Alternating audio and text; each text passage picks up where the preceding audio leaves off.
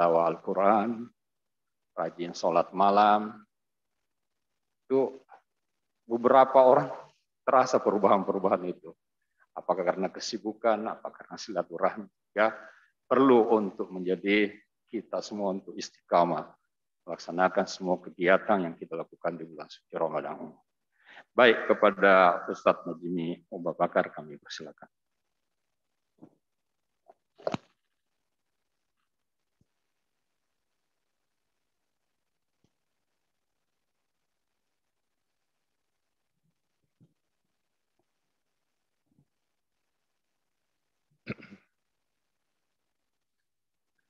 Assalamualaikum warahmatullahi wabarakatuh.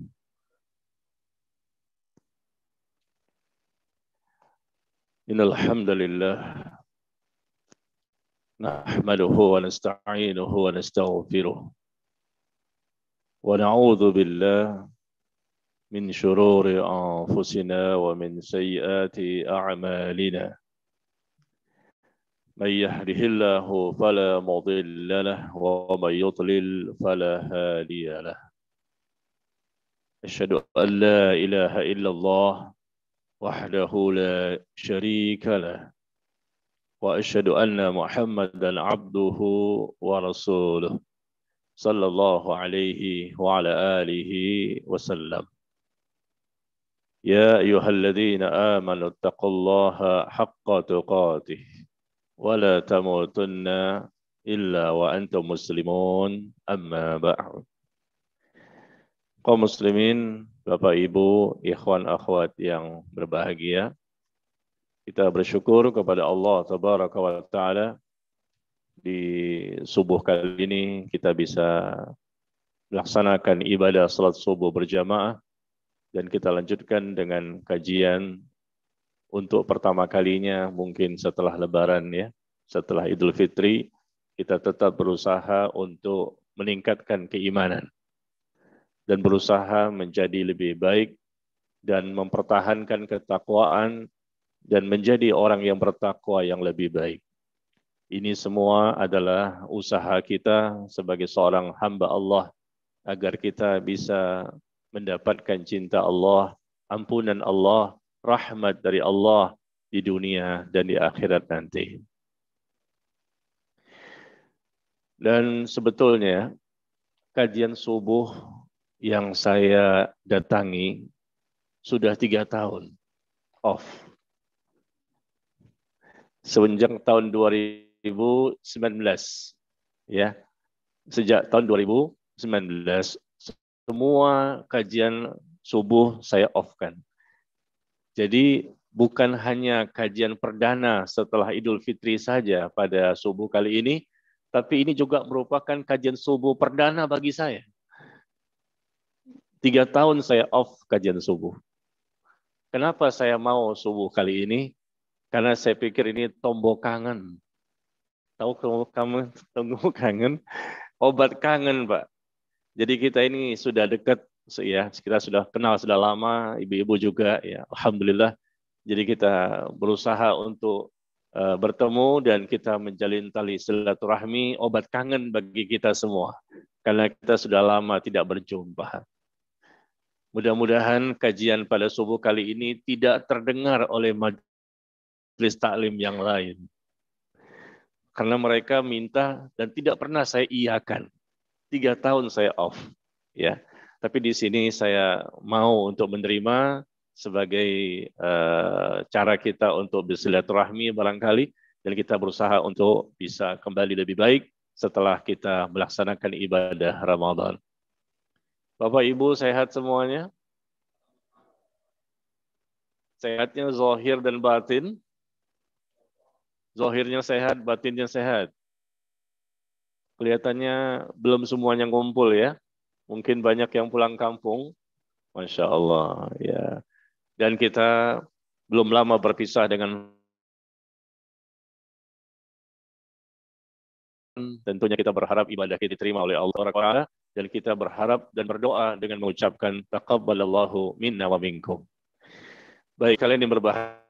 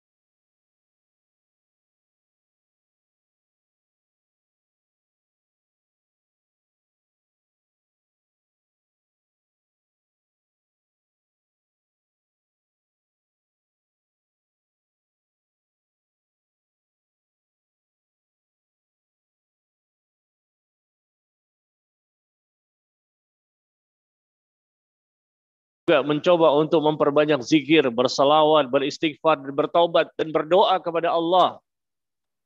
Ya, kita juga banyak berinfak, bersedekah, dan mengeluarkan zakat, dan apapun kebaikan-kebaikan yang sesuai dengan syariat, maka kita coba lakukan di sepanjang Ramadan. Ya, kita berlomba-lomba, fastabiqul khairat, karena Ramadan merupakan bulan yang penuh dengan kemuliaan dan keistimewaan. Tetapi begitu masuk tanggal 1 Syawal, tanggal 2 Syawal, 3 Syawal, dan seterusnya, terjadi penurunan iman. Terjadi penurunan amal. Dan ini terjadi setiap tahun. Kita mulailah berdalih, memiliki alasan-alasan, wah saya sibuk untuk bersilaturahmi, saya sibuk ini, dan seterusnya. Subhanallah. Ya, kalaupun terjadi penurunan sedikit itu bisa dimaklumi kalau sedikit. Tapi kalau banyak tidak bisa dimaklumi. Kenapa bisa dimaklumi kalau terjadi penurunan sedikit? Karena memang ibadah Ramadan itu kita akan lebih bersemangat dan kita akan lebih berjuang karena kita lihat memang keutamaannya berbeda dengan bulan-bulan yang lain. Wajar-wajar saja dan kita lihat Rasulullah SAW, para sahabat, para tabi'in, dan para ulama-ulama setelahnya, mereka juga berbeda amal yang mereka lakukan. Contoh ketika mereka seperti Al-Aswad bin Yazid. Al-Aswad bin Yazid rahimahullah, ulama di zaman tabi'in, beliau mengkhatamkan Al-Quran di luar bulan Ramadan. Di luar bulan Ramadan setiap 6 hari sekali. 6 hari sekali khatam. Begitu masuk Ramadan, beliau mengkhatamkan 2 hari sekali. 2 hari sekali bisa mengkhatamkan Al-Quran. Memang ada perbedaan. Nah begitu masuk Syawal dan seterusnya, kembali back to basic. Beliau mengkhatamkan lagi 6 hari sekali, 6 hari sekali. Terjadi penurunan? Iya. Yang awalnya 6 hari sekali khatam, masuk Ramadan 2 hari sekali khatam, begitu masuk ke Syawal dan seterusnya, kembali back to basic 6 hari sekali lagi khatamnya. Begitu juga Qatadah, ulama besar di zaman tabi'in rahimahullah, beliau di luar bulan Ramadan menjadi kebiasaan 7 hari sekali mengkhatamkan Al-Quran. 7 hari sekali. Begitu masuk Ramadan, beliau mengkhatamkan Al-Quran 3 hari sekali. 3 hari sekali, 3 hari sekali. Ya, dari 7 menjadi 3. Nah, begitu masuk 10 hari terakhir, 10 hari terakhir Ramadan, beliau mengkhatamkan 1 hari 1 kali, 1 hari 1 kali. Khatam semua 30 juz. Terjadi perubahan kan? Dari 7 menjadi 3. Masuk Ramadan 3 hari sekali, 3 hari sekali, 3 hari sekali. Begitu masuk 10 hari terakhir, 1 hari sekali, 1 hari sekali. Nah, begitu masuk Syawal, back to basic. Berapa hari? 7 hari sekali khatam, 7 hari sekali. Terjadi penurunan? Iya. Tapi penurunan yang kita lihat, penurunan mereka dengan penurunan kita jauh. Ya. Dari awal 7 menjadi 3, menjadi 1. Lalu balik lagi ke menjadi 7 hari sekali, seminggu lagi. Tapi kalau kita jauh penurunannya, ini musibah besar sebetulnya. Karena Allah gembleng kita, Allah bina kita, ya, selama 1 bulan agar kita bisa menjadi orang bertakwa. Tapi penurunan sangat drastis. Tidak lagi menyentuh mushaf Al-Quran. Tidak lagi bangun malam sebagaimana kita bangun di waktu Ramadan. Sehingga orang-orang yang bersungguh-sungguh di bulan Ramadan, tetapi tidak lagi bersungguh-sungguh di luar bulan Ramadan, dikatakan oleh Bishr Al-Hafi rahimahullah, bagaimana komentarmu tentang orang seperti ini? Bi'sal qaumun la ya'rifuna Allah illa Ramadan. Kata beliau, seburuk-buruknya kaum adalah kaum yang mereka tidak mengenal Allah, tidak beribadah kepada Allah, kecuali hanya di bulan Ramadan saja. Ini seburuk-buruknya kaum. Ya, mohon maaf Bapak Ibu sekalian, hari ini atau subuh kali ini kita berusaha untuk saling evaluasi ya. Kita mengevaluasi diri kita masing-masing. Jangan gembira dulu ini. Dengan Hari Raya Idul Fitri kita bergembira, ya silahkan saja berbahagia. Tapi di sisi yang lain kita harus bermuhasabah. Kita harus mengevaluasi. Kita harus introspeksi. Sampai sejauh mana ini semangat kita, kesungguh-sungguhan kita untuk beribadah kepada Allah. Karena ibadah kepada Allah bukan hanya di bulan Ramadan. Wa'bud rabbaka hatta ya'tiyakal yaqin. Sembahlah Allah Rabbmu sampai datang ajal menjemputmu. Sampai mati kita beribadah kepada Allah. Dan kita ada di dunia ini bukan untuk main-main, jamaah sekalian. Kita berada di dunia dalam rangka untuk beribadah. Wa ma khalaqtul jinna wal insa illa liya'budun. Tidak aku ciptakan jin dan manusia kecuali untuk beribadah kepada aku. Kita tercipta untuk beribadah, bukan untuk main-main. Ibadah di Ramadan dan ibadah di luar Ramadan. Terus beribadah. Kita tingkatkan akidah kita, keyakinan kita. Selama 1 bulan kita ingin berusaha beribadah kepada Allah semakin dekat. Dan kita ingin menjadi orang yang bertakwa. Hasil dari Ramadan adalah bertakwa. Orang bertakwa itu orang yang paling mulia di sisi Allah. Orang yang bertakwa itu orang yang Allah ampuni dosa-dosanya. Orang yang bertakwa itu Allah rahmati hidupnya, bahagia dunia akhirat. Allah selamatkan mereka. Target kita jamaah sekalian, Bapak Ibu yang berbahagia. Target kita di dunia ini jadi apa sih? Target tertinggi kita ingin menjadi orang yang bertakwa. Itu saja, nggak muluk-muluk. Mau kaya, mau miskin, mau sakit, mau sehat. Mau terkenal, tidak terkenal. Pendek, tinggi, hitam, putih, dan lain-lain. Itu semua Allah sudah takdirkan. Semuanya juga pasti mati. Secantik apapun seorang wanita. Seganteng apapun seorang laki-laki. Sekaya apapun seseorang hamba. Mati juga. Kullu nafsin dha'iqatul maut. Setiap yang bernyawa pasti akan merasakan kematian. Kita sudah lihat banyak orang yang meninggal dunia. Kita sudah berumur semua kan di sini rata-rata insya Allah 50-an, 60-an atau mungkin 70-an. Berarti lampu kuning ini. Lampu kuning sebentar lagi kita akan kembali kepada Allah. Sebentar lagi kita akan mati. Maka target kita selama di dunia yang singkat, sementara dan tidak lama. Dunia yang singkat, sementara dan tidak lama ini kita manfaatkan untuk melaksanakan semua perintah Allah dan menjauhi larangan-larangannya. Dan kita memiliki target ingin menjadi orang yang bertakwa, orang yang saleh dan salehah. Beribadah sepanjang hidup sampai mati. Bukan hanya ibadah di bulan Ramadan saja. Jangan berubah setelah Ramadan. Mohon maaf ya, ini nasihat untuk pribadi saya dan kita semuanya. Jangan berubah setelah Ramadan. Tetap kita beribadah, tetap kita menjauhi maksiat, tetap kita bersabar, sabar untuk mentaati Allah tabaraka wa taala sampai mati. Dan sabar untuk menjauhi larangan-larangan Allah sampai mati. Dan sabar yang ketiga, sabar menghadapi ujian dan cobaan yang Allah berikan kepada kita sampai mati. 3 bentuk kesabaran. Di dunia ini kita bisa beribadah karena kita punya modal sabar. Sabar itu modal kita sehingga kita bisa beribadah, bisa ikhlas, bisa istiqomah, bisa bersyukur, bisa melakukan berbagai macam amal saleh. Modalnya apa yang terbesar?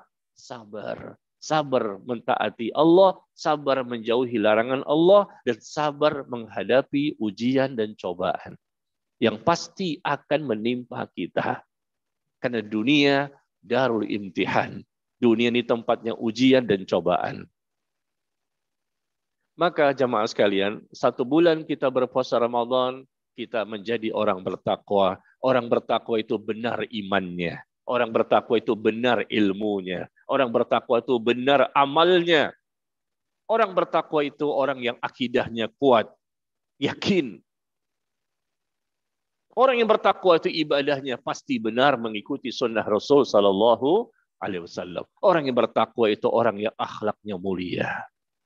Siapakah orang yang sudah Allah rekomendasikan bahwa dialah orang yang sudah bertakwa? Dan kita ini belum jelas bertakwa atau belum. Itu kan kata kita barangkali, kita sudah bertakwa. Justru kalau kita merasa sudah bertakwa, jangan-jangan itu ujub. Bangga dengan diri kita sendiri. Saya sudah bertakwa, bisa jadi itu ujub. Merasa besar diri, merasa tinggi hati. Na'udzubillah min dzalik. Orang bertakwa itu tidak merasa dia orang bertakwa. Dia merasa saya belum pantas untuk menjadi orang bertakwa. Saya masih jauh dari kesempurnaan. Saya masih jauh dari kebaikan. Tapi Allah tabaraka wa ta'ala menginformasikan kepada kita Bapak Ibu sekalian tentang siapa orang yang sudah jelas takwanya. Allah turunkan wahyu Al-Quran untuk memberitahu kepada kita, ini orang bertakwa. Kalau ini sudah jelas, berarti kita tinggal mengikuti mereka. Siapa mereka ini? Yang Allah katakan mereka sudah jelas orang bertakwa, Allah sebutkan di surah Az-Zumar. Di surah Az-Zumar, surah ke-39, ayat yang ke-33. Surah ke-39, ayat yang ke-33. Walladzi jaa'a bisidqi wa saddaqa bih ulaika humul muttaqun. Orang yang membawa kebenaran dan orang yang membenarkan kebenaran, kata Allah, merekalah orang yang telah bertakwa. Ya. Lihat, ayat ini turun, kita belum lahir, kita belum ada. Ayat ini turun berkaitan dengan di mana kondisi Rasulullah dan para sahabat pada waktu itu. Ya, walladzi jaa'a bisidqi wa saddaqa bih. Orang yang membawa kebenaran siapa? Rasulullah sallallahu alaihi wasallam membawa kebenaran dari Allah tabaraka wa taala. Dan orang yang membenarkan kebenaran yang datang itu siapa? Para sahabatnya. Maka kata Allah, merekalah orang-orang yang telah bertakwa. Rasulullah dan para sahabat, orang-orang yang telah bertakwa. Jadi kalau kita ingin menjadi orang bertakwa, tidak berubah setelah Ramadan, tetap dalam ketakwaan, tetap dalam ketakwaan. Berarti kita harus merujuk kepada bagaimana Rasulullah Sallallahu Alaihi Wasallam dan para sahabatnya dalam beragama, dalam beribadah, dalam berakidah, dalam berakhlakul karimah. Jadikan Rasulullah Sallallahu Alaihi Wasallam sebagai sosok qudwah hasanah kita, tauladan kita, agar kita mendapatkan cinta Allah. Qul in kuntum tuhibbunallaha fattabi'uni yuhibbukumullah wa yaghfir lakum dzunubakum wallahu ghafurur rahim. Allah sebutkan di surah Ali Imran ayat ke-31. Di surah Ali Imran ayat ke-31 Allah sebutkan, katakanlah kepada mereka, ya, jika kamu mengklaim mengaku sebagai orang yang mencintai Allah, maka ikuti aku, ikuti Rasulullah. Maka niscaya Allah pun akan mencintaimu dan mengampuni dosa-dosamu. Dapat cinta Allah, dapat ampunan Allah karena mengikuti Rasulullah. Tidak mungkin orang itu bertakwa melainkan karena mereka mengikuti Rasulullah dan para sahabatnya yang sudah jelas-jelas Allah mengatakan merekalah orang-orang yang sudah bertakwa. Maka jangan melakukan perbuatan-perbuatan yang menyelisihi sunnah Rasul dan sunnah para sahabatnya ridwanullah alaihim jami'ah. Jamaah sekalian yang berbahagia, kalau kita lihat ya, di bulan Ramadan, Masya Allah, kaum muslimin berlomba-lomba untuk mengerjakan salat tarawih. Salat tarawih hukumnya apa? Sunnah. Di bulan Ramadan, kita lihat kaum muslimin berlomba-lomba untuk iktikaf di masjid. Iktikaf di masjid hukumnya apa? Sunnah. Sunnah ini baik atau tidak? Baik. Masya Allah. Ya, salat tarawih, sunnah. Maka penuh masjid. Apalagi di hari-hari pertama ya. 10 hari pertama, Masya Allah. Penuh masjid. Salat, sampai-sampai masjid nggak muat barangkali. Seperti seakan-akan kita ini ingin mengadakan salat Jumat. Penuh. Di berbagai masjid seperti itu. Silakan, alhamdulillah. Mudah-mudahan bisa seterusnya sampai Ramadan berakhir. Lalu kita lihat orang yang itikaf. Itikaf hukumnya sunnah. Tetapi kenapa subhanallah yang hukumnya wajib tidak dikerjakan? Hati-hati, ini tipu daya syaitan. Di bulan Ramadan bahkan setelah selesai Ramadan. Kita coba mengevaluasi. Tiba-tiba kaum muslimin berada di masjid ini, mereka itikaf, jauh perjalanan, mereka tidak tidur. Sunnah, tidak wajib. Tapi mereka berlomba-lomba untuk itikaf. Mereka berlomba-lomba untuk sholat tarawih. Padahal sholat subuh berjamaah di masjid hukumnya bagi laki-laki wajib. Dan tidak bisa dikalahkan oleh itikaf. Tidak bisa dikalahkan oleh sholat tarawih. Hukum yang sifatnya sunnah tidak bisa mengalahkan yang wajib. Kenapa sholat subuh bisa sesepi ini? Kenapa sholat subuh tidak sama seperti sholat tarawih di awal-awal Ramadan? Kenapa kalau kita lihat malam 27 ya, malam 27 Ramadan, Masya Allah, orang penuh, mungkin ini malam Lailatul Qadar. Ya, mereka sholat tahajud berjamaah, mereka berdoa dengan qunut witir begitu banyak. Allahumma hdina fi man hadait, wa afina fi man afait, wa tawallana fi man tawallait. Berdoa kepada Allah sambil menangis. Hukumnya apa sih? Sunnah. Yang wajib kenapa tidak berlomba-lomba? Di bulan Ramadan maupun di luar bulan Ramadan. Padahal kita beribadah selama 1 bulan itu fungsinya agar nanti setelah Ramadan kita lebih siap, lebih kuat, lebih sungguh-sungguh. Bukankah Allah mengatakan, ya ayyuhalladzina amanu, wahai orang-orang yang beriman, diwajibkan bagi kamu berpuasa sebagaimana diwajibkan bagi orang-orang sebelum kamu, la'allakum tattaqun, agar kamu menjadi orang yang bertakwa. Tujuannya agar kamu nanti bisa menjadi orang bertakwa. 1 bulan digembleng, 1 bulan dibina, 1 bulan kita ditempa dengan berbagai macam ibadah. Nggak makan, nggak minum. Dari mulai subuh sampai maghrib. Kita berlomba-lomba beribadah dalam rangka untuk menjadi bertakwa. Seharusnya begitu masuk Syawal, perkara-perkara yang wajib selesai. Yang sunnah kita mencoba untuk diperbanyak. Diperbaiki kualitasnya. Yang wajib selesai. Artinya apa? Pasti kita kerjakan. Tapi ternyata kalau kita lihat situasi dan kondisi kaum muslimin sampai hari ini, yang wajib pun masih ditinggalkan. Ini musibah bukan?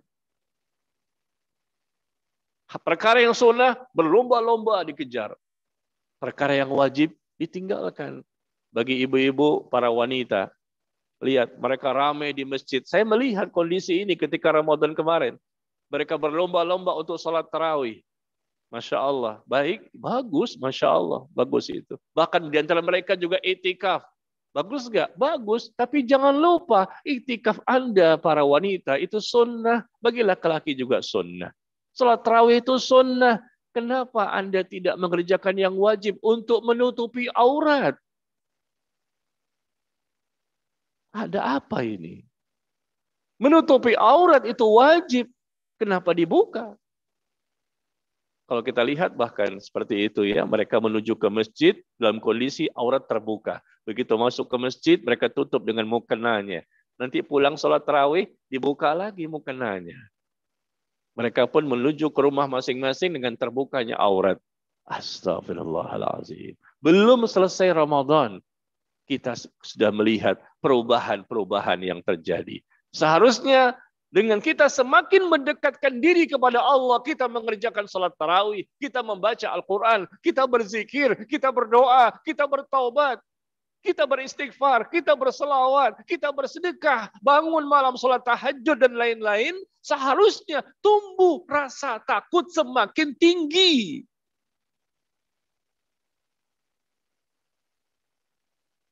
Tumbuh rasa takut semakin tinggi, akhirnya semua bentuk hal yang wajib mudah, ringan, gampang untuk kita kerjakan. Dan semua perkara yang diharamkan mudah, ringan, dan gampang untuk kita tinggalkan.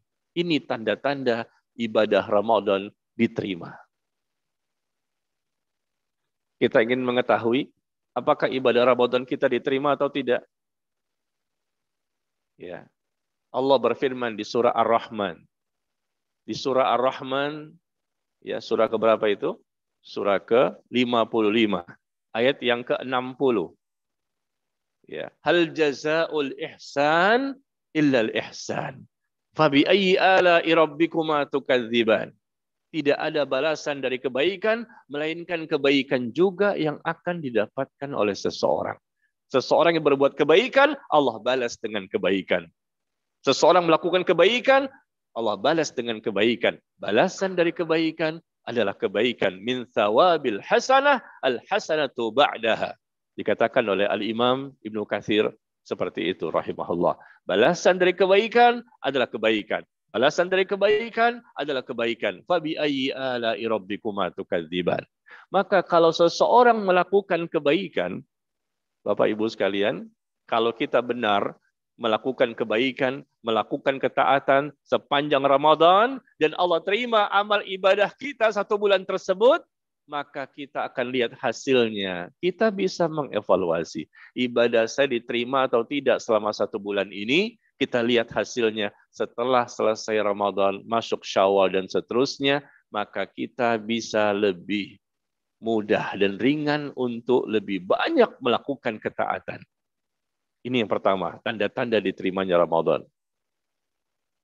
Allah berikan balasan atas ibadah kita dengan kebaikan, yaitu Allah tambahkan taufik dan hidayah. Allah mudahkan, Allah mudahkan, Allah mudahkan. Balasan dari kebaikan adalah kebaikan. Pahala dari kebaikan adalah kebaikan. Sehingga selesai Ramadan, kita tetap menjadi orang yang baik. Bahkan lebih baik. Itu balasan dari Allah. Berarti ibadah kita diterima. Insya Allah. Tetapi sebaliknya, kata Imam Ibn Rajab, dalam kitabnya Lataiful Ma'arif, rahimahullah, beliau mengatakan barang siapa yang melakukan kebaikan di bulan Ramadan, kemudian selesai Ramadan, dia melakukan kejahatan. Padahal sepanjang Ramadan dia melakukan kebaikan. Tapi begitu selesai Ramadan, masuk Syawal, dan seterusnya, dia melakukan kejahatan, keburukan, dosa, dan maksiat yang begitu banyak. Bukan berarti kita ini harus steril ya, nggak punya dosa, nggak mungkin lah. Kita manusia, bukan malaikat kan. Pastilah kita pernah lagi melakukan dosa di sepanjang Syawal ini atau seterusnya. Tapi maksud saya, persentasenya lebih sedikit dosa itu dibandingkan kebaikan. Itu yang bisa kita lakukan sebagai manusia. Nah, kalau seandainya di bulan Ramadan kita melakukan kebaikan, kemudian masuk Syawal dan seterusnya, ternyata kejahatannya lebih banyak, keburukannya lebih banyak, dosanya lebih banyak, kata Imam Ibn Rajab rahimahullah, berarti bisa jadi Ramadan kemarin ibadahnya tidak diterima. Ya. Kenapa? Balasan dari kebaikan itu kebaikan. Kenapa orang ini menjadi lebih buruk? Kenapa orang ini lebih banyak dosanya? Kenapa orang ini lebih banyak lalainya? Kenapa orang ini lebih banyak maksiatnya? Berarti kebaikan kemarin yang dia lakukan, tarawihnya ini segala macam, bisa jadi tidak diterima oleh Allah. Kalau Allah terima, maka setelah Ramadan dia akan lebih kuat, lebih semangat, lebih baik, lebih mengikuti sunnah Rasul Sallallahu Alaihi Wasallam. Ya. Sekali lagi, bukan berarti, ini saya tekankan, bukan berarti bahwa tanggal 1 Syawal dan seterusnya kita nggak punya dosa. Nggak mungkin. Tetapi persentasenya kita akan lebih banyak ketaatannya dibandingkan kemaksiatannya. Dan bahkan lebih mudah, ringan, dan gampang, enteng sekali untuk meninggalkan dosa apapun.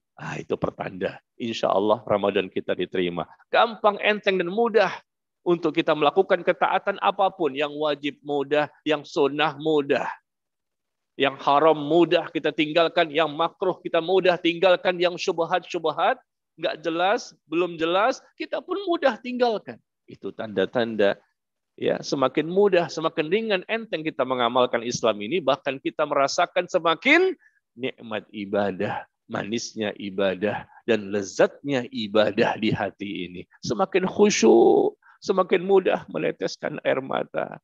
Semakin mudah kita bermunajat dan mendekatkan diri kepada Allah. Semakin bersih hati, qalbun salim.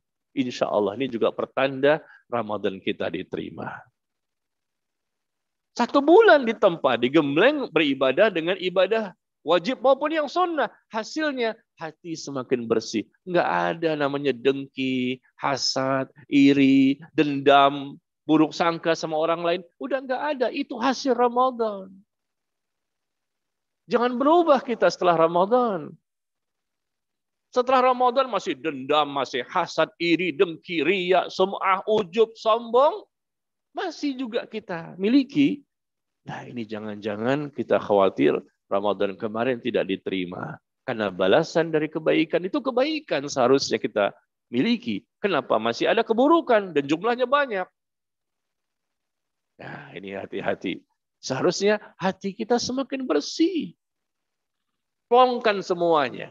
Masalah-masalah yang sifatnya mungkin ada permusuhan, kebencian, ya sudahlah, masalah dunia itu masalah kecil. Kita maafkan mereka.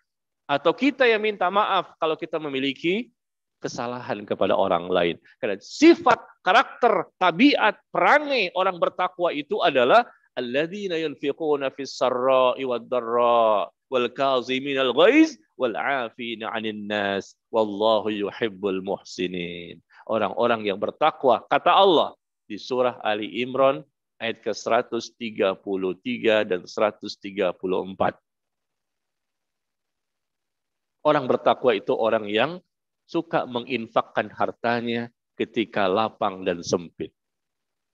Ketika lapang dia infakkan hartanya, ketika sempit dia infakkan hartanya, dan mereka mudah meredam amarah. Kata Allah, bukan kata saya. Mudah meredam amarah, nggak gampang emosional, nggak gampang marah. Ini hasil Ramadan bertakwa, nggak mudah marah. Ibu-ibu gimana, Bu? Masih suka marah? Mudah marah. Marah itu wajib pada kondisi dan situasi yang memang kita perlu untuk marah karena Allah. Dan itu berpahala. Tapi bukan sifatnya mudah marah. Dikit-dikit marah, dikit-dikit tersinggung, dikit-dikit emosi. Berarti belum menjadi orang bertakwa. Bertakwanya hanya sholatnya saja mungkin. Sholat tahajudnya Masya Allah, 1 jam, 2 jam kita bisa. Mungkin sholatnya tarawih berjamaah, tahajud pun berjamaah di masjid. Hati-hati, hati-hati dengan hati. Kita melakukan ibadah sholat sunnah atau ibadah sunnah lainnya, berhati-hatilah dengan hati. Kenapa? Hati itu cepat sekali berubah, per detik perubahannya. 1 detik yang lalu, ikhlas. 1 detik kemudian, riya. 1 detik yang lalu, sum'ah, ujub, sombong. 1 detik kemudian, menjadi lebih baik. Perubahannya per detik. Hati-hati dengan hati. Ketika ibadah kita tampakkan kepada orang lain, kita tunjukkan kepada orang lain dengan ngantuk-ngantuknya, dengan capeknya, kita juga datang ke masjid, kita ngaji. Bagus, silakan saja. Tapi hati-hati dengan hati. Karena awalnya mungkin kita ikhlas, siapa yang bisa menjamin bahwa kita akan terus ikhlas? Betul, Pak? Siapa yang bisa menjamin bahwa kita akan terus istiqomah dalam keikhlasan? Bisa perubahan itu terjadi. Maka hati-hati. Ya. Untuk bisa ikhlas dengan mudah, untuk bisa sabar dengan mudah, untuk bisa istiqomah dengan mudah, bersyukur kepada Allah pun mudah, dan lain-lain. Bagaimana caranya? Istiqomah mudah. Wah, sulit istiqomah ini. Tapi kok bisa mudah? Orang lain kita lihat mudah, kita belum. Ikhlas menjadi mudah, istiqomah mudah, sabar mudah, syukur mudah, dan lain-lain. Islam itu memang agama yang mudah. Islam itu agama yang paling mudah. Tapi kenapa kita menjadi sulit? Kenapa? Karena dunia masih ada di hati kita. Orientasi kita dunia. Tujuan kita dunia.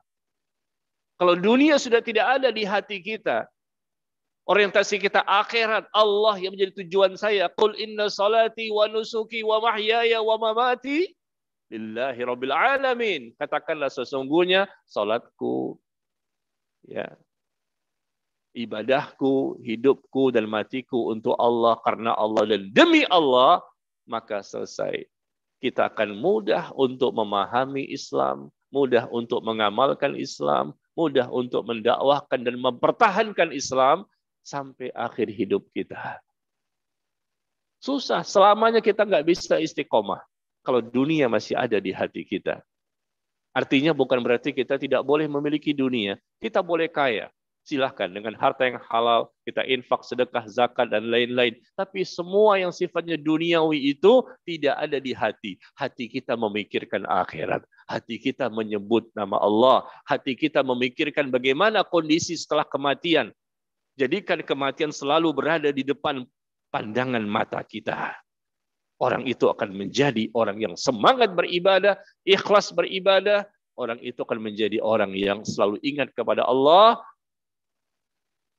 Dan orang yang banyak ingat kematian, dia pun akan selalu ingat kepada akhirat. Akhirnya dia pun akan lebih termotivasi untuk selalu memperbaiki dirinya. Ya, maka jamaah sekalian mohon maaf, keluarkan dunia dari hati kita. Keluarkan dunia dari hati kita ini. Letakkan dunia di tangan kita. Dan jadikan akhirat berada di hati kita. Maka semua menjadi mudah. Ringan. Gampang. Demi Allah. Ini bukan sekedar teori ya. Kita coba bisa praktekkan nanti insya Allah. Allah berikan kita taufik dan hidayah. Semua menjadi mudah. Sebutkan satu persatu. Yang wajib, yang sunnah, sebutkan satu persatu. Semua ketaatan, semua kebaikan, mudah, ringan, gampang, enteng. Kenapa? Dunia sudah tidak ada di hati. Yang kita pikirkan bagaimana kondisi setelah kematian. Bagaimana kondisi di alam kubur. Apakah mendapatkan nikmat kubur atau siksa kubur. Bagaimana kondisi nanti di padang mahsyar. Apakah kita selamat atau tidak? Bagaimana ketika diberikan buku catatan amal dari tangan kanan atau tangan kiri? Bagaimana ketika melewati sirat, jembatan yang terbentang di atas neraka jahanam? Bagaimana kondisi selamat atau tidak nanti di akhirat? Kita baca bagaimana surga, bagaimana neraka, bagaimana alam kubur dan seterusnya. Intinya ketika banyak memikirkan hal-hal yang berkaitan dengan akhirat, menjadikan hidup di dunia terasa ringan dan mudah. Ada cobaan, terasa ringan. Ada ujian, terasa ringan. Ada musibah, terasa ringan. Dunia sebentar inilah, nanti juga mati. Yang penting bagaimana nanti di akhirat. Jangan sampai saya termasuk orang-orang yang gagal. Itulah konsep hidup yang menjadikan Rasulullah SAW dan para sahabatnya bisa menjadi orang yang luar biasa dalam ibadah. Ketika sholat malam, meskipun bengkak-bengkak kakinya Rasul kan, bengkak kakinya, tapi tetap terus sholat. Masya Allah, kenapa? Ya sudah sebentar ini. Dan bahkan bisa jadi tidak merasakan sakitnya, bisa jadi. Kenapa? Karena merasakan nikmat ibadah, manisnya ibadah dan lezatnya ibadah. Dan manis, lezat dan manisnya ibadah itu tidak akan mungkin bisa diraih kalau dunia masih ada di hati. Enggak mungkin. Cinta dunia kita singkirkan. Kita boleh memiliki dunia, tapi tidak cinta kepada dunia yang berlebihan. Sehingga melalaikan kita dari akhirat, melalaikan kita dari Allah.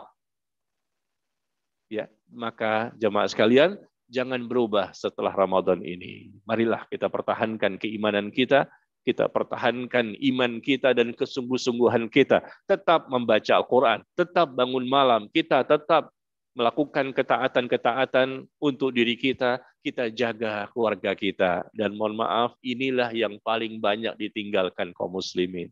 Mungkin mereka ngaji, mungkin mereka taklim, mungkin mereka sholat di masjid, Masya Allah. Mungkin mereka menghidupkan suasana malam dengan baca Quran dan lain-lain, bersedekah, berinfak. Banyak kebaikan yang mereka lakukan, tetapi mohon maaf, survei membuktikan banyak kaum muslimin yang kurang peduli dengan keluarganya. Dianya sudah kemana-mana ibadahnya. Istrinya masih berantakan, suami masih berantakan, anak juga masih berantakan. Ini kita lihat fenomena di berbagai masjid yang kita lihat. Masya Allah, Bapak ini setiap subuh sampai Isya ada di masjid. Masya Allah, mereka beribadah dengan sholat berjamaah. Bapak ini kita lihat misalnya, yang paling gampang contoh Bapak lah ya, karena kita lihat kaum muslimin ini ya sesama kita, ya sesama laki-laki. Mereka baca Quran, Masya Allah. Tapi begitu kita ke rumahnya, na'udzubillah min dzalik. Bagaimana kondisi anaknya? Jauh. Anaknya tidak pernah sholat di masjid. Anaknya masih terbuka auratnya. Apa ini orang bertakwa? Mohon maaf ini. Saya tidak tahu kan kondisi Bapak Ibu sekalian. Tapi memang kita perlu pikirkan ini. Sejauh mana kita untuk memperbaiki mereka? Ya ayyuhalladzina amanu qu anfusakum wa ahlikum nar. Jaga dirimu dan keluargamu dari api neraka. Wa quduhan nasu wal hijarah, yang bahan bakarnya dari manusia dan batu. Bapak dan Ibu sekalian, suami istri, Masya Allah, kelihatannya aktif untuk ikut kajian sana, kajian sini, mendengarkan ustadz sana, ustadz sini. Masya Allah, hadir di masjid, melaksanakan ibadah yang wajib maupun yang sunnah. Anaknya kemana? Anaknya kemana? Dari anak pertama sampai anak terakhir, masih terbuka aurat bagi yang wanita. Yang laki-laki masih belum ke masjid. Dan mereka masih jauh dari agama, pengetahuannya, dan amaliyahnya. Ini musibah, akan diminta pertanggungjawaban nanti di akhirat. Jangan berubah setelah Ramadan. Bukan hanya pada diri kita sendiri, tapi secara umum, dalam rumah tangga kita yang seharusnya tegak di atas ketakwaan, ternyata mungkin bisa jadi bapaknya saja yang bertakwa, istri dan anaknya belum. Atau istrinya yang sudah bertakwa, suami dan anaknya belum.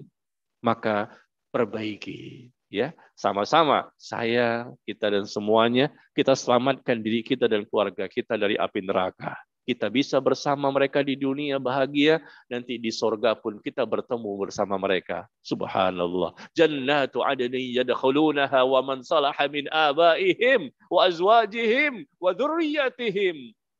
Kata Allah tabaraka wa taala di surah Ar-Ra'd, surah 13 ayat ke-22, bahwa mereka akan dimasukkan ke dalam surga Aden. Surga Aden yang masuk ke dalamnya orang-orang saleh dari bapak-bapak mereka dan anak cucu mereka. Semua dimasukkan ke dalam surga Aden. Subhanallah. Dan malaikat pun menyambut kedatangan mereka dengan mengatakan, Salamun alaikum bima sabartum fa ni'ma uqbaddar. Salam sejahtera bagi kalian. Kalian masuk surga ini akibat dari kesabaran kalian selama di dunia. Ya. Barangkali ini yang bisa saya sampaikan, karena ada waktu yang mesti disisakan untuk kita bersoal jawab. Ya, dari pemaparan yang saya sampaikan tadi, barangkali ada hal-hal yang ingin ditanyakan, saya persilahkan. Baik, terima kasih. Barangkali dari bapak-bapak yang ada di masjid, kita utamakan dahulu. Kemudian kalau ada yang dari rumah. Ada yang bertanya, Pak? Oh, baik. Pak Judi. Pak Judi tadi ya.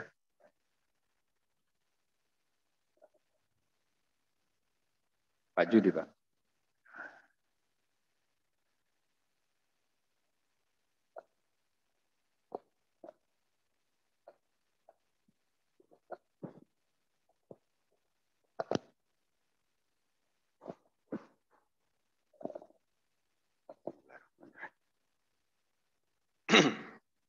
Bismillahirrahmanirrahim. Assalamualaikum warahmatullahi wabarakatuh. Waalaikumsalam warahmatullahi wabarakatuh. Alhamdulillah Pak Ustadz, tausiahnya tepat gitu ya, waktunya. Pak Ustadz, saya ingin bertanya singkat aja Pak Ustadz. Kalau lingkungan Ramadan itu kan environment-nya itu dibentuk oleh pemerintah juga ikut serta, sehingga suasananya itu sangat kondusif untuk melakukan ibadah begitu Pak Ustadz ya. Jadi misalnya di kantor itu masuk jam 8, pulang jam 3 begitu ya. Sehingga suasananya itu dibuat memang sangat kondusif. Nah, setelah Ramadan itu kembali ke dunia nyata begitu ya. Nah, kira-kira langkah-langkah yang paling ini ya, yang paling strategis gitu sebagai insan yang ingin suasana itu seperti di Ramadan begitu ya. Itu bagaimana kita menciptakan lingkungan itu ya, Pak Ustadz ya, agar supaya apa yang kita lakukan di Ramadan itu bisa terus terjaga begitu. ya yang tadi Pak Ustadz sampaikan bahwa mungkin tidak 100% bisa copy apa yang terjadi di Ramadan, ya, tapi paling tidak persentase penurunannya itu tidak sebanyak Ramadan. Iya. Bagaimana kita menciptakan lingkungan seperti Ramadan itu terjadi? Ya mungkin mulai dari hati kita, tapi tips-tips gitu yang bisa kita bawa dari hasil Ramadan ya untuk kita terapkan di setelah Ramadan ini. Kira-kira begitu Pak Ustadz. Ya, baik. Ya, terima kasih Bapak yang sudah bertanya. Bagus sekali pertanyaannya. Ya, memang tidak semudah yang dibayangkan ya. Teorinya gampang, prakteknya itu. Apalagi kondisi setelah Ramadan katanya kembali kehidupan nyata ya. Kembali kepada kehidupan nyata. Kalau di Ramadan kondisinya kondusif, banyak orang yang beribadah, akhirnya kita juga termotivasi. Ya, jam kerja di kantor maupun yang lain juga mungkin ya lebih berkurang sehingga kita bisa lebih fokus untuk mendekatkan diri kepada Allah.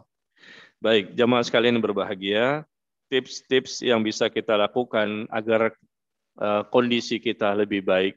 Ya, kalaupun tidak bisa sama persis dengan kondisi kita di bulan Ramadan, paling tidak kita jangan terlalu jauh jatuhnya. Ya, terlalu jauh semangat kita dibandingkan semangat di bulan Ramadan. Yang pertama, ya tentunya kita berdoa kepada Allah. Ini langkah pertama yang terbesar. Kita berdoa kepada Allah agar Allah senantiasa melimpahkan taufik dan hidayah kepada kita. Karena hakikatnya semangat kita, kesungguh-sungguhan kita, serius kita, konsentrasi kita untuk mengurus agama kita ini agar bisa lebih baik. Nggak bisa kalau kita hanya menyerahkan kepada diri kita sendiri. Ya tentunya kita harus menyerahkan kepada pencipta kita. Yang nantinya bisa menambahkan taufik dan hidayah. Itulah modal kita. Maka perbanyak doa kepada Allah, minta dikuatkan iman. Ya, minta diberikan pertolongan. Allahumma a'inni ala dzikrika wa syukrika wa husni ibadatik. Di antaranya doanya ini, ya Allah tolonglah aku agar aku senantiasa mampu untuk berzikir kepadamu, ingat kepadamu. Tolong aku ya Allah untuk bisa selalu ingat kepadamu dan bersyukur kepadamu dan beribadah kepadamu dengan sebaik-baiknya ibadah. Ya. Dan doa-doa yang lain. Yang kedua, tips agar kita bisa lebih baik setelah selesainya Ramadan adalah kita menuntut ilmu. Tetap kita menuntut ilmu, belajar seperti ini misalnya, atau mungkin di tempat yang lain. Ya. Karena kita butuh adanya pengetahuan-pengetahuan dan ilmu yang bisa menambahkan rasa takut kita kepada Allah. Ya, intinya kan bagaimana menumbuhkan rasa takut. Maka diantaranya dengan menuntut ilmu, supaya nanti kita bisa bersemangat. Allah Tabaraka wa Ta'ala berfirman dalam Al-Quran di surah Fatir, surah ke-35, ayat yang ke-28. Innama yakhshallaha min ibadihil ulama. Sesungguhnya orang yang takut kepada Allah, di antara hamba-hamba Allah, yang takut kepada Allah adalah orang-orang yang berilmu.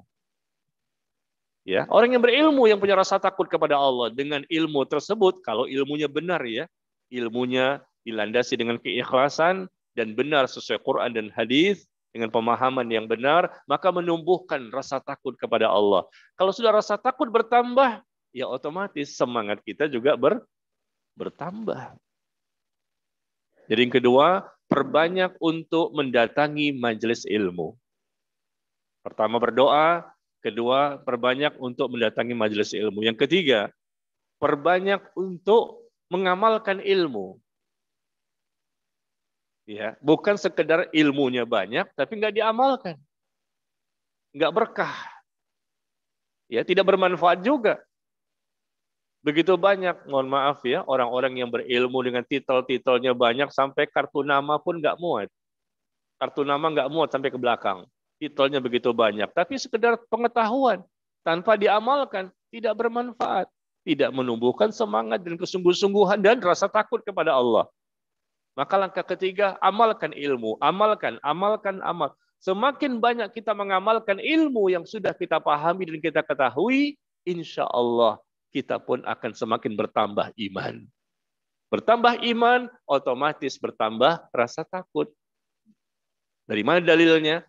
Allah berfirman di surah An-Nisa. Di surah An-Nisa, surah keempat, ayat ke-66. Ya. Di surah An-Nisa, surah keempat, ayat ke-66. Allah mengatakan di situ bahwa orang-orang yang mereka melaksanakan, mengamalkan ilmu yang telah mereka pahami, ya, maka itu lebih baik bagi mereka dan akan lebih menguatkan iman mereka. Walladzina yu'azuna bihi lakana khairul lahum. Ya, orang-orang yang mereka mengamalkan pengajaran-pengajaran yang telah mereka ketahui. Mengamalkan ilmu yang sudah mereka pahami, maka itu lebih baik bagi mereka, kata Allah, dan akan lebih menguatkan iman. Ternyata menguatkan iman itu dengan cara memperbanyak amal saleh. Ya. Memperbanyak amal kebaikan akan kuat iman. Dan kuatnya iman menjadikan kita semakin semangat. Nah, ini yang ketiga. Yang keempat, tips agar kita tetap semangat dan bersungguh-sungguh setelah selesainya Ramadan. Mudah-mudahan bisa sama seperti Ramadan, apalagi bisa lebih ya, Masya Allah. Adalah kita tentunya banyak meninggalkan dosa. Memperbanyak meninggalkan dosa dan maksiat. Orang yang semakin sedikit dosanya, insya Allah semakin sungguh-sungguh. Mudah dia untuk taat, mudah dia untuk melakukan kebaikan.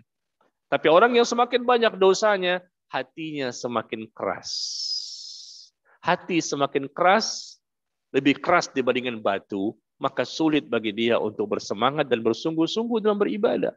Kehidupan di luar nyata ini, kehidupan nyata ya, banyak ujian, banyak cobaan, banyak godaan, Masya Allah. Ya, godaan di lingkungan perumahan, lingkungan kantor, dan lain-lain. Begitu banyak sekali. Bagaimana untuk istiqomah? Sulit.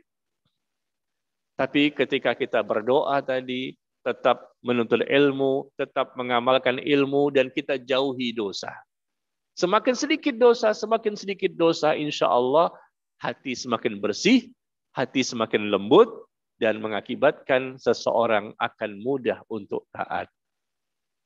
Yang kelima, barangkali yang terakhir, yaitu hendaknya kita banyak-banyak bergaul dengan orang-orang saleh. Siapa teman-teman kita yang saleh, maka jadikan mereka sebagai teman kita untuk kita bisa berkomunikasi, berinteraksi, ya.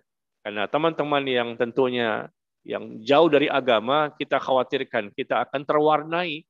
Maka sementara kita jauhi mereka, karena kita juga merasa belum kuat imannya, maka kita bergaul dengan orang-orang yang kuat imannya. Dengan demikian, mudah-mudahan tips ini ada 5 tadi ya bisa menjadikan kita lebih baik dan lebih kuat iman kita dan lebih semangat untuk mengamalkan Islam dan sunnah Nabi Sallallahu Alaihi Wasallam.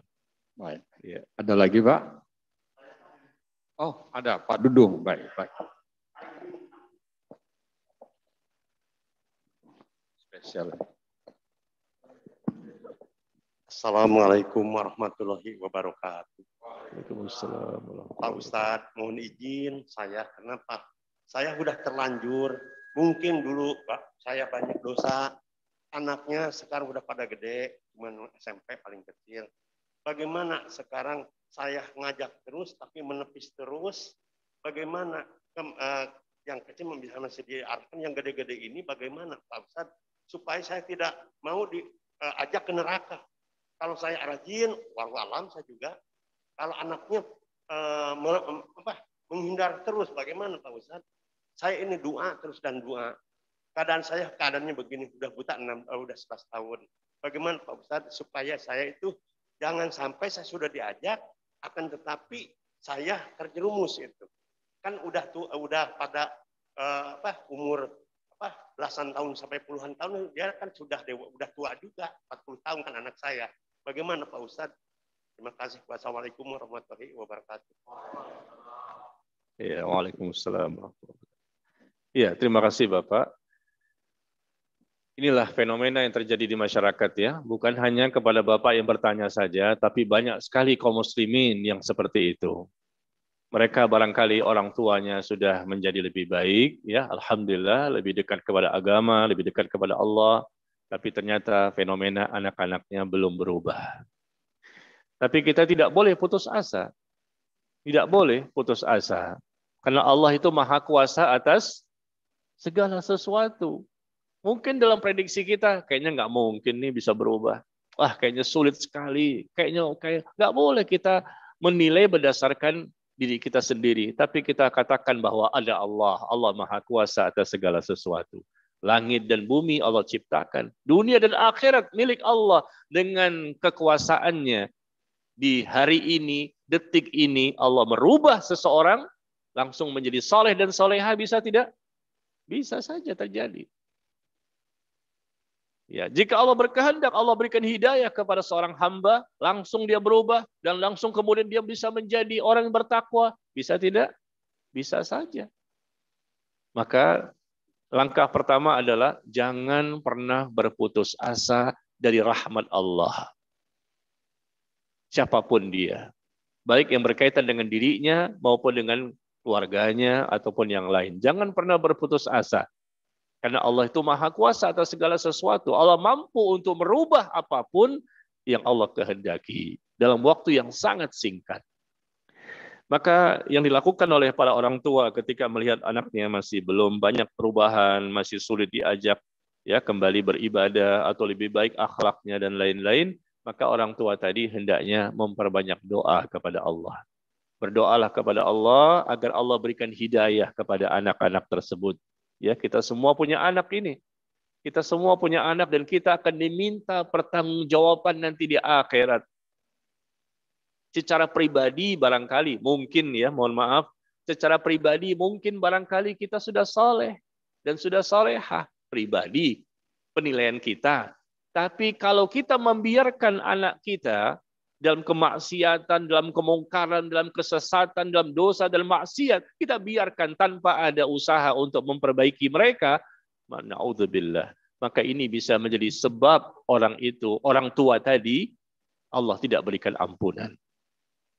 Allah lemparkan mereka ke dalam siksa kubur atau siksa neraka.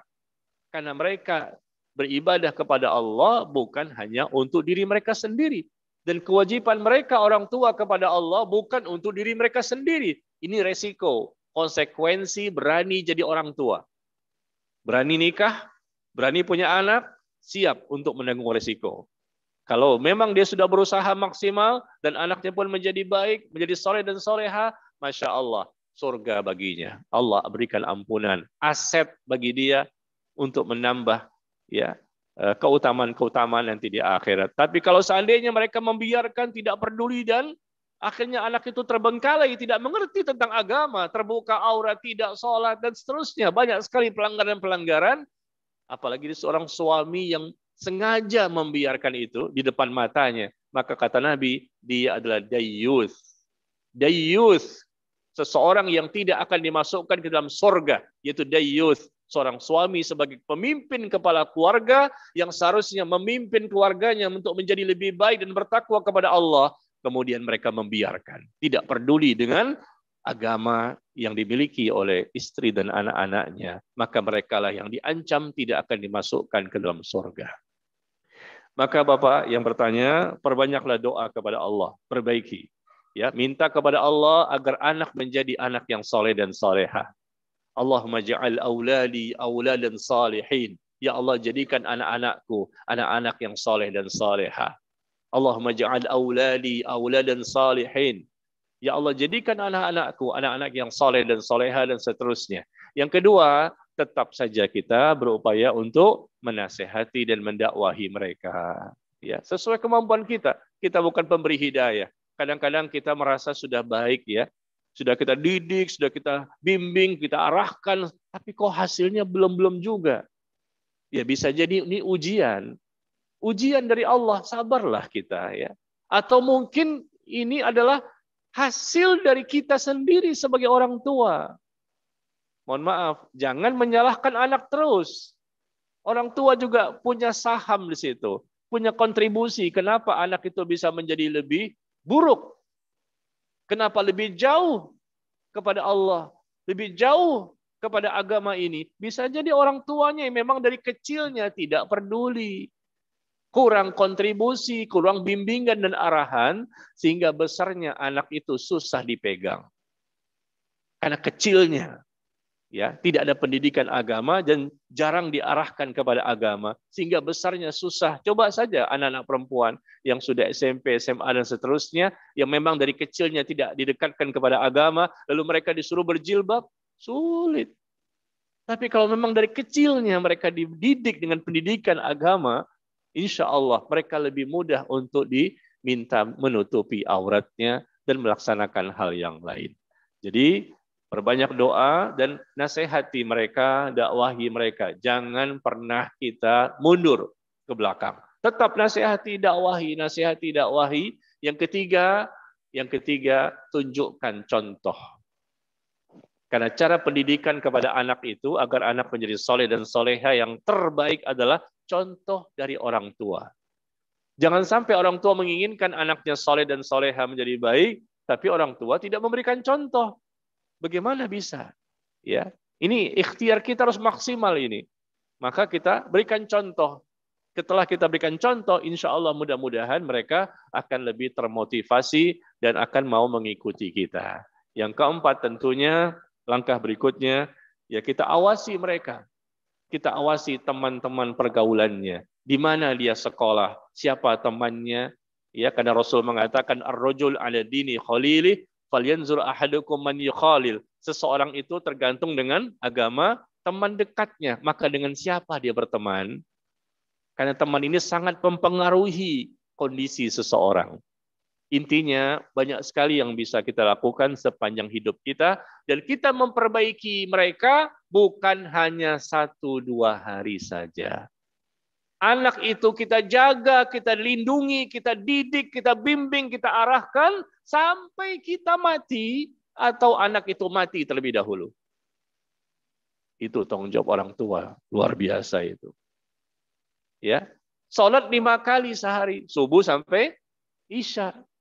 Ramadan cuma 1 bulan, haji yang wajib 1 kali seumur hidup, zakat cuma sekali dalam setahun. Tapi menjaga, melindungi, mendidik, membimbing, dan mengarahkan anak, kita lakukan setiap saat. Selama anak itu masih hidup. Kita mati duluan, atau mungkin anaknya mati duluan. Karena Allah mengatakan, ya ayyuhalladzina amanu, qu anfusakum wa ahlikum naro. Wahai orang-orang yang beriman, jaga dirimu dan keluargamu dari api neraka. Dan penjagaan ini bukan 1 hari, 2 hari. Meskipun dia anak perempuan, anak perempuan kan sudah punya suami, barangkali menikah ya, enggak bisa. Tetap orang tua wajib untuk memantau, melihat perkembangan imannya, ilmunya, dan amal si anak. Meskipun suaminya sudah menasihati, tidak terputus. Bukan berarti sudah menikah, lepaslah tanggung jawab orang tua. Tidak, tetap kita membimbing mereka. Rasulullah SAW ketika anaknya siapa? Fatimah radhiyallahu anha menikah dengan siapa? Ali bin Abi Thalib radhiyallahu anhu. Subhanallah, anaknya soleha, menantunya pun soleh. 2 orang yang sudah jelas surganya, tapi Rasul sering mendatangi rumah tangga mereka untuk mengingatkan dan menasehati mereka. Subhanallah. Ini siapa suaminya? Ali bin Abi Thalib. Anaknya pun bukan sembarang anak, tapi Rasul sering mendatangi rumah tangga mereka untuk memberikan ya pencerahan, membangkitkan semangat, membangkitkan motivasi dan lain-lain. Jadi memang berat, tetapi insya Allah Allah mudahkan ketika kita memang ada kesungguh-sungguhan untuk memperbaiki mereka. Dan Allah Tabaraka wa Ta'ala berfirman di surah Al-Baqarah ayat 233. Al-Baqarah 233. Ya, Allah mengatakan wala tudarra walidatun biwaladiha wala mauludun lahu biwaladihi. Jangan sampai, kata Allah ya, jangan sampai seorang ayah menderita akibat dari anaknya, dan jangan sampai seorang ibu menderita akibat dari perbuatan anaknya. Jangan sampai menderita nanti. Menderita dunia, menderita di akhirat. Allah sudah wanti-wanti.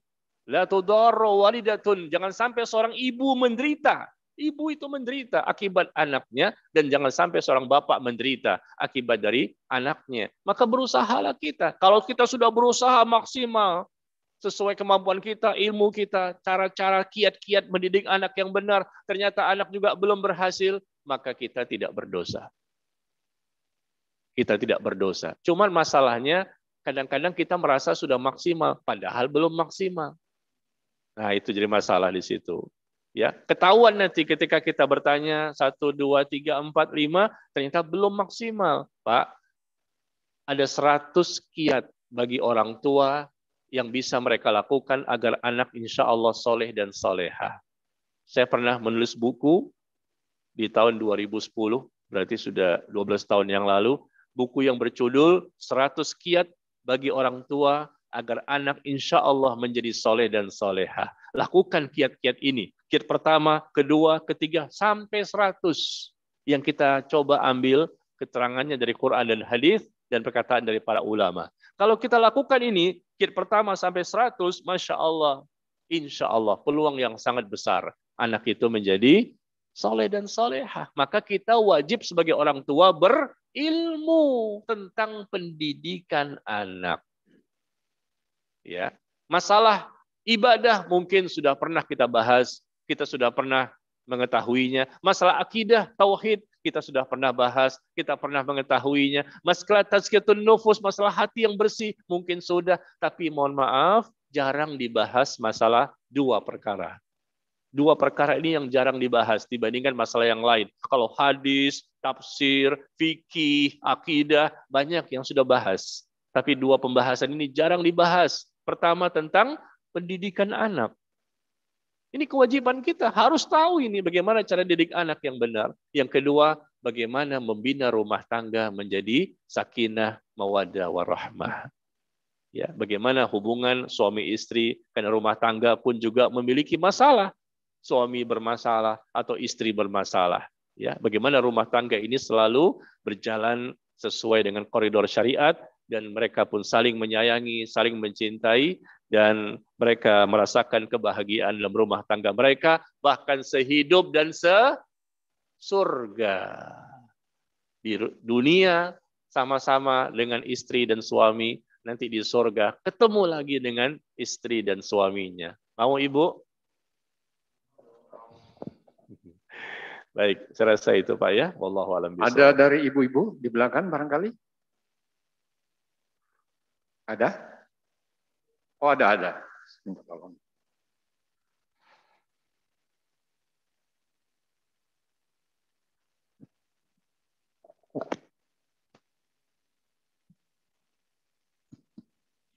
Terima kasih. Assalamualaikum warahmatullahi wabarakatuh. Ustadz, dari apa yang telah disampaikan tadi, saya mencatat beberapa yang juga saya garis bawahi, yaitu pertama mengenai tips tetap seperti Ramadan tadi ada 5, kemudian juga bahwa untuk ikhlas beribadah itu di hati itu orientasinya harus akhirat.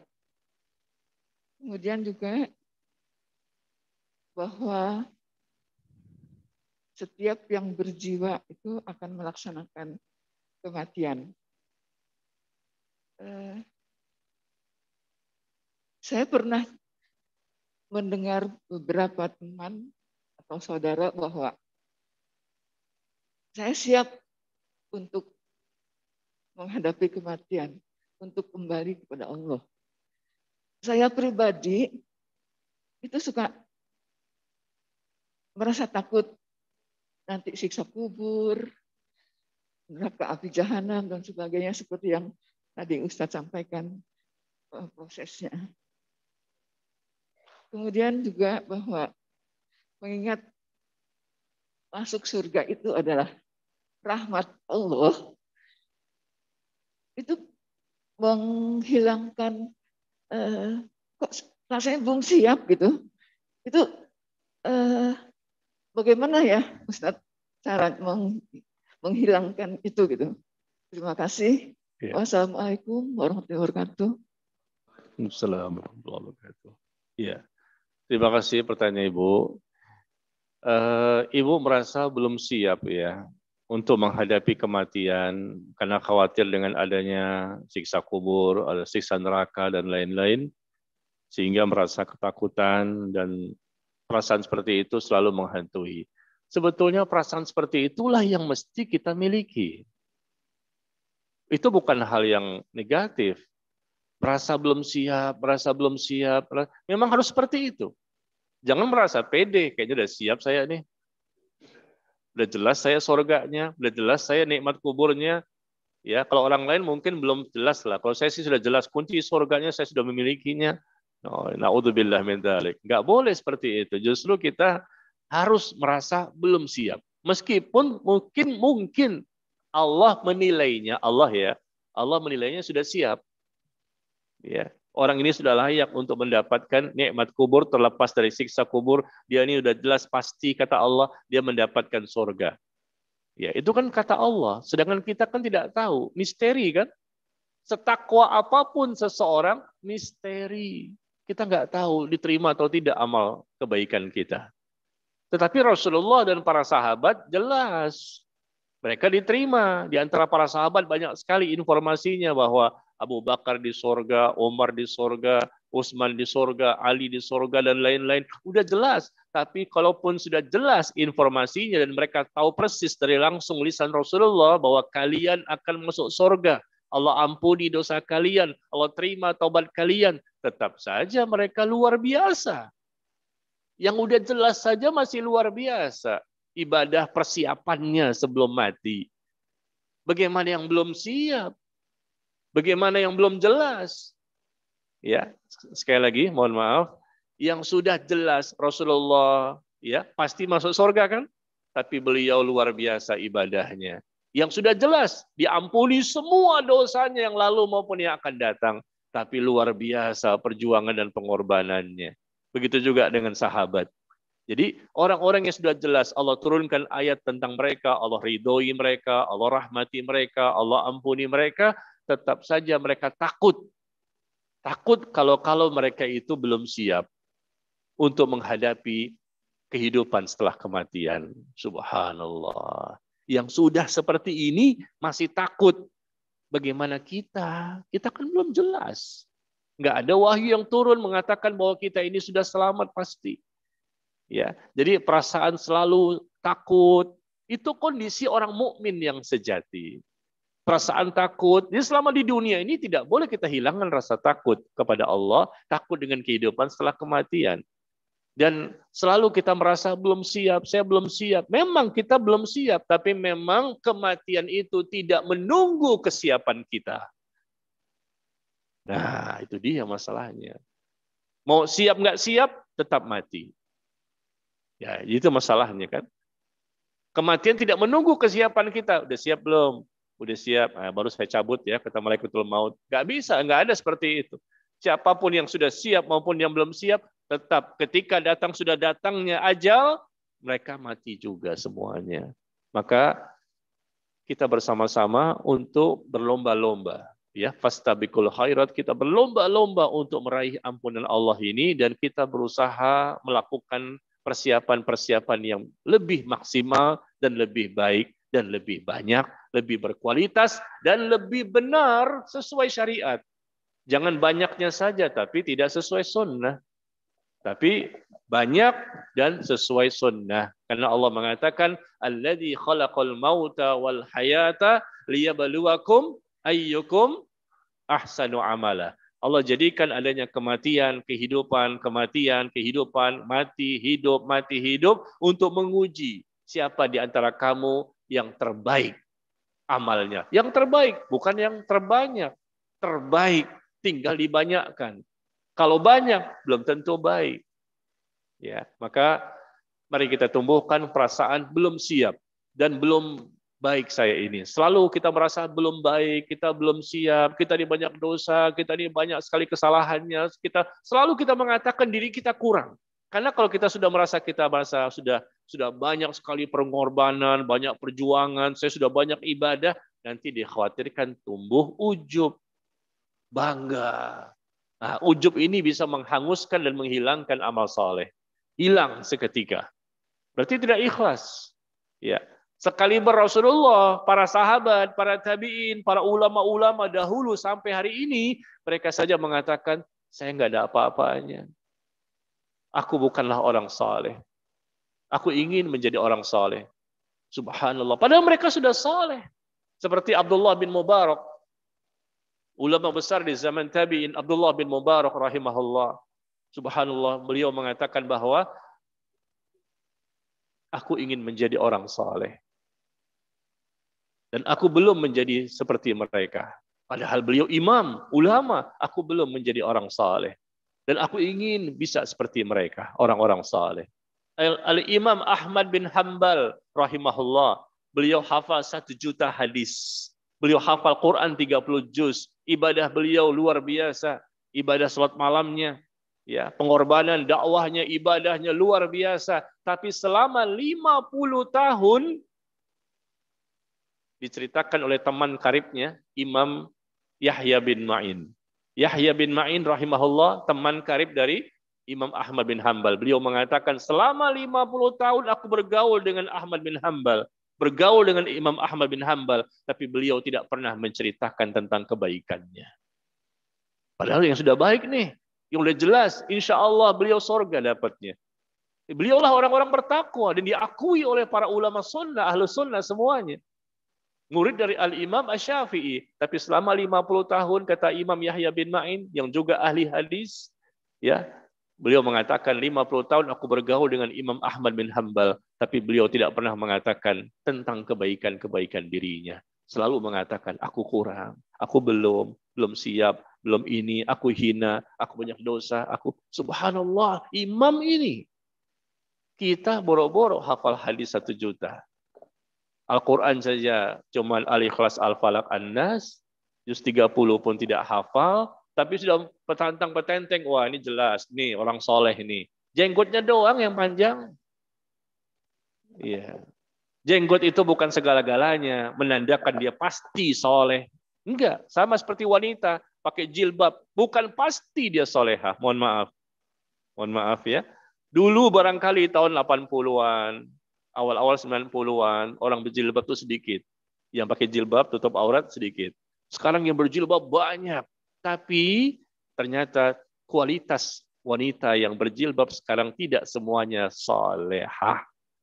Meskipun sudah berjilbab. Ya, naudzubillah min dzalik. Hanya pakaian saja, hanya casing saja. Ya, banyak di antara mereka yang tidak berusaha memperbaiki bagaimana akhlaknya, bagaimana ya hal-hal yang mesti mereka tingkatkan keimanannya. Barangkali itu Bu ya. Jadi mohon maaf, itu bagus sekali. Rasa takut sepertinya belum siap. Kita semua belum siap. Saya pun juga merasa belum siap. Para ulama pun yang sudah luar biasa menghidupkan malamnya dengan ibadah sampai pagi. Wudhu subuh adalah wudhu isya. 50 tahun seperti itu. Seperti Imam Abu Hanifah. Bu, subuhnya itu nggak pakai wudhu lagi. Wudhu isya masih ada. Mereka ibadah sepanjang malam. Imam Abu Hanifah. Kemudian juga Sa'id bin Al-Musayyib. Selama puluhan tahun wudhu subuh itu adalah wudhu isya. Nggak tidur mereka. Dan 50 tahun berada di shaf yang pertama. Tidak pernah tertinggal sholat berjamaah di masjid. Tapi nggak pernah membangga-banggakan dirinya. Padahal sudah dahsyat, itu luar biasa. Yang setiap hari menghafal Quran, setiap hari menghatamkan Al-Quran, biasa saja, tetap nangis, tetap takut. Ya kita ini kan nggak ada apa-apanya. Saya pun hadir di sini bukan berarti yang paling baik, tapi kebetulan diamanahkan oleh DKM untuk kita saling mengingatkan, kan begitu. Saling mengingatkan, saling menasihati di antara kita. Ayo sama-sama kita untuk bisa menjadi lebih baik. Ya, saya rasa sampai di sini pertemuan kita. Mohon maaf atas segala kekurangannya. Jangan berubah ya setelah Ramadan. Mari. Insyaallah. Sama-sama kita ini memiliki tekad jangan berubah setelah Ramadan. Kita berusaha maksimal. Mudah-mudahan Allah memberkahi kita dan memberikan tambahan taufik dan hidayah kepada kita dan menjadikan kita lebih baik dibandingkan hari-hari sebelumnya. Wallahu taala a'lam bissawab. Wa sallallahu ala nabiyyina Muhammad walhamdulillahi rabbil alamin. Subhanakallahumma wa bihamdika asyhadu an la ilaha illa anta astaghfiruka wa atubu ilaik. Wassalamualaikum warahmatullahi wabarakatuh. Waalaikumsalam warahmatullahi wabarakatuh. Makasih Pak Ustadz atas tausiahnya pada pagi yang berbahagia ini. Semoga kita semua bisa mengamalkan. Dan saya mohon maaf kepada ibu-ibu dan bapak-bapak yang bertanya di rumah karena waktu juga sehingga acara ini kita sudahi. Wabillahi taufiq wal hidayah. Assalamualaikum warahmatullahi wabarakatuh.